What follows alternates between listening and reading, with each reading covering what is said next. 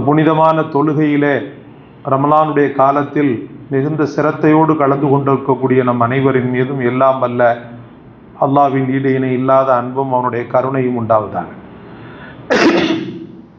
உலகத்தில் மோமினாக பிறக்கின்ற மனிதனுக்கு சில கடமைகளை அல்லாஹ் வைத்திருந்தார். எப்படி அவனுடைய இபாதத்துக்கள், தொழுகை, நோன்பு, ஜக்காத் போன்றவைகள் இருக்கிறதோ, அதே போல அவனை போல ஒரு நல்ல மகனை, ஒரு நல்ல கணவனை, அல்லது ஒரு நல்ல மனைவியை, நல்ல ஒரு தாயை, நல்ல ஒரு தந்தையை, நல்ல ஒரு நண்பனை உருவாக்கக்கூடிய கடமையும் இவனுக்கு இருக்கிறது. பெருமனை இவன் மட்டும் நல்லவனாக வாழ்ந்து மறைந்தானேயானால் பிறருக்குள்ள அந்த ஹக்கை நிறைவேற்றாதவர்களின் பட்டியலில் தான் இவனுக்கு இடத்தை அல்லாஹ் தருகிறான். அதனால முடிந்த அளவுக்கு நாம் தொழுகையாளிகளாக மாறுவதோடு நம்முடைய பிள்ளைகளையும் நம்முடைய குடும்பத்தாரையும் இறைவனோடு சம்பந்தப்பட்டவர்களாக மாற்றி அமைக்க வேண்டும் என்பதை ரொம்ப அழகிய முறையிலே அல்லாஹ்வினால் சொல்லப்பட்ட அந்த வசனத்தை ஹாஃபில் அவர்கள் ஓதினார்கள். வா அன்பிர் அஷீரத்தக்கல் அக்ரபீன், உங்களில் நெருக்கமானவர்கள், நெருக்கமான குடும்பத்தாருக்கு நீங்கள் அச்சமூட்டி எச்சரிக்கை செய்யுங்கள் என்று ரசூலுக்கு சொல்வதை போல உலக மோமின்களுக்கும் அல்லாஹ் சொல்கிறான். ஆரம்ப நேரத்தில் பெருமானார் ஸல்லல்லாஹு அலைஹி வஸல்லம் தாருல் அர்க்கம் என்ற அர்க்கம் ரலியல்லாஹுடைய வீட்டில் வச்சு தான் இஸ்லாத்தை மறைவாக பரப்பிக்கிட்டு இருந்தாங்க. தீனை வெளிப்படுத்தலை. அர்க்கம் ரலியல்லாஹு வீடு கொஞ்சம் தாழ்வு பகுதியில் ரகசியமாக இருக்கும். ஒரு பெரிய அளவுக்கு பாப்புலாரிட்டி இல்லாத ஒரு பகுதி. அங்கே வச்சு தான் பெருமானார் ஸல்லல்லாஹு அலைஹி வஸல்லம் இஸ்லாத்தை எடுத்து சொல்லிக்கிட்டு இருந்தாங்க, மக்களுக்கு சொல்லிக்கிட்டு இருந்தாங்க. அதுக்கு அப்புறம் தான் அல்லாஹ் ரப்புல் ஆலமீன் இன்று ஓதப்பட்ட வசனத்தை, ஏன்னா ஒரு கட்டத்துக்கு மேலே வெறுமன்ன ரகசியமாகவே பண்ணிக்கிட்டு இருந்தோம்னு சொன்னால் அது வளர்ச்சி அடையாது அப்படின்றத உணர்ந்த இறைவன், அன்பிர் அஷீரத்தக்கல் அக்ரபீன், உம்முடைய நெருக்கமானவர்களுக்கு நீர் தீனை சொல்லும் என்று அல்லாஹ் சொன்னான்.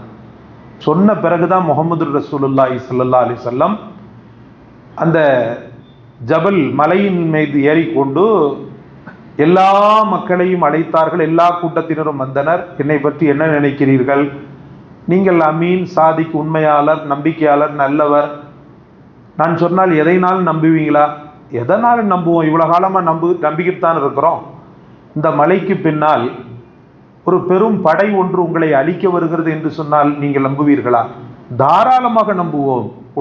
உடனே அதற்குண்டான முன்னெடுப்புகளை செய்வோம். ஆகிரத் என்ற மறுமை வாழ்க்கை ஒன்று இருக்கிறது. அங்கே நரகம் என்று ஒன்று இருக்கிறது. அங்கே பாவிகள் தான் புகுவார்கள், பாவம் செய்பவர்கள் தான் நுழைவார்கள். நல்லதை ஏவி தீயதை தடுக்கக்கூடிய பொறுப்பு எனக்கு இருக்கிறது. ஆகவே நீங்கள் அல்லாஹ்வை நம்புங்கள், ஷிர்க்கை விடுங்கள், நல்லதை செய்யுங்கள் என்று போதனை செய்ய ஆரம்பித்து ஓடிக்கிட்டு இருக்குது. இதற்குத்தானா நீ எங்களை அழைத்தாய் என்று அவர்களுடைய நெருங்கிய பந்தம் ரசூல் ஸல்லல்லாஹு அலைஹி வஸல்லம் பெரிய தந்தை அபு லஹப் கை நிறைய மண்ணை அள்ளி முகமது ரசூலுல்லாஹ்வுடைய முகத்திலே எறிந்தார். அந்த நேரத்தில் பெருமானார் ஸல்லல்லாஹு அலைஹி வஸல்லம் அடைந்த அவமானம் என்ன? ஒருத்தர் சபையோர்கள் முன்னிலையில லேசா வேறு விதமா பேசிட்டாலே நம்மளால தாங்க முடியாது. அது ஒரு சமூகத்தால போற்றப்படக்கூடிய ஒரு நல்ல ஜீவனை அல்லாஹ் என்ற அந்த ஒன்றை சொன்னதற்காக கீழே இருக்கக்கூடிய மண்ணை மொத்தமா அள்ளி மொத்தமா என்ன செய்யறான்னு சொன்னா ரசூலுடைய முகத்துல, பொன்முகத்துல தூக்கி எறிகிறான். இதுக்காகத்தான் எங்களை அழைத்த, நீ நாசமாகுவ அப்படின்ற மாதிரி என்ன செய்யறான், சாபமான வார்த்தைகளையும் சொல்றான். இதுதான் முதல் அடி ரசூலுல்லாவுக்கு. அதுக்கு பிறகு அல்ஹம்துலில்லாஹ் பெரிய அளவுக்கு போராட்ட களத்தில் நின்று வெற்றி பெற்றார்கள். நாம என்ன சொல்ல வர்றோம்னு சொன்னா, முஹம்மது ரசூலுல்லாஹி ஸல்லல்லாஹு அலைஹி வஸல்லம் இந்த தீனை சொல்லக்கூடிய விஷயத்துல சொந்த பந்தங்கள்கிட்ட இருந்து தான் நிறைய அவப்பேரை சம்பாதிச்சாங்க, நிறைய சோதனைகளை சம்பாதிச்சாங்க. அவன் மட்டும் இல்லாம அவன் மனைவி என்ன பண்ணுவாண்டா, ரசூலுல்லாஹி ஸல்லல்லாஹு அலைஹி வஸல்லம் போகிற இடம், வர்ற இடத்துலெல்லாம் முற்களை பரப்பி தரை போன்று காட்சியளிக்கக்கூடிய செட்டிங்கை அமைத்து ரசூலுடைய கால்களில் முள் குத்தி ரத்தம் பெறுவதை பார்த்து ரசித்தார். இன்னைக்கும் பார்த்தீங்கன்னு சொன்னா சொந்த பந்தங்கள் தான் பொறாமைக்காரனா இருப்பான், சொந்த பந்தங்கள் தான் தீய வினை உள்ளவனாக இருப்பான். மற்றவர்களிடத்துல நீங்க தீனை சொல்லிடலாம், ஆனா சொந்த பந்தங்கள்கிட்ட நீங்க தீனை சொல்லிட்டு தப்பிக்கிறது பெரிய விஷயம். அதனாலதான் அல்லாஹ் ரப்புல் ஆலமீன் அந்த சவாலான ஒன்றை மூமின்களுக்கு தந்திருக்கிறான்.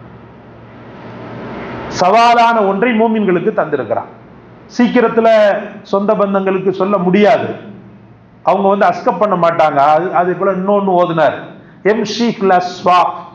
கடை தெருவுல நம்மளோட வந்துகிட்டு இருக்கிறாரு, நம்மளோட பழகிட்டு இருக்கிறாரு, திடீர்னு நபின்னு சொல்றாரு, அதெல்லாம் நம்புற மாதிரியா இருக்குது?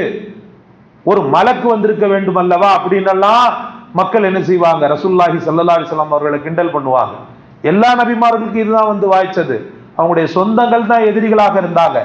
நூஹ் அலைஹிஸ்ஸலாமுடைய மனைவியே துரோகியாக இருந்தால், லூத் அலைஹிஸ்ஸலாமுடைய மனைவியே துரோகியாக இருந்தால், அவங்களுடைய தீனுக்கு பெரிய அளவுக்கு சவாலாக இந்த குடும்பம் இருந்தது. ஆனால் அல்லாஹ் ரப்புல் ஆலமீனுடைய பெரிய கருணையினால் நிறைய மக்கள் அவங்களுடைய மனைவிமார்கள் சாலிகானவர்களாகத்தான் இருந்தாங்க. ஒரு சோதனைக்காக, மூமின்களுக்கு ஒரு பாடம் கற்பிக்க வேண்டும் என்பதற்காக நூஹ் அலைஹிஸ்ஸலாமுடைய மனைவியையும் லூத் அலைஹிஸ்ஸலாமுடைய மனைவியையும் அல்லாஹ் தீனுக்கு மாற்றமாக படைத்தான். நான் என்ன சொல்ல வரேன்னு சொன்னா, இந்த சவாலான ஒரு நேரத்துல நம்முடைய சொந்த பந்தங்களை கைவிட்டுற கூடாது. அவன்லாம் ஒரு மனுஷனா, அவன்கிட்ட மனுஷன் பேசுவானான்னு சொல்லி தீனை நீங்க சொல்லாம இருந்துடக்கூடாது. தொழுகை இல்லாதவன் சொல்லி உங்க சொந்த பந்தத்துல தெரிஞ்சிச்சுன்னு சொன்னா அவனுக்கு ஏதாவது ஒண்ணு பண்ணுங்க, என்னதையாவது ஒண்ணு கொடுங்க. ரசூலுல்லாஹ்வுடைய பாணி அதுதான். முதல்ல தீனை எடுத்து சொல்லும் போது ரசூலுல்லாஹ் என்ன தெரியுமா செஞ்சாங்க? வாங்க வாங்க வாங்க அப்படின்னு சொல்லல. அது ஒரு கட்டத்துல அப்படி பண்ணாங்க. இன்னொரு கட்டத்துல தாவத் வச்சாங்க, விருந்து வச்சாங்க. விருந்துல தான் தீனை சொன்னாங்க. அப்பமா அவன் அவமானப்படுத்தினான் அபூ லஹப். அப்போ சொந்த பந்தத்துல யாராவது பலகீனப்பட்டு கிடக்கிறான், அவன் தொழுகை இல்லாம இருக்கிறான்னு சொன்னா அவன் பலகீனம் என்ன என்பதை அறிந்து அவனை பலப்படுத்துங்கள். அவனுக்கு அதற்கு பிறகு தாவா செய்யுங்கள். அவனுக்கு அதற்கு பிறகு தொழுகையை பற்றி சொல்லுங்கள்.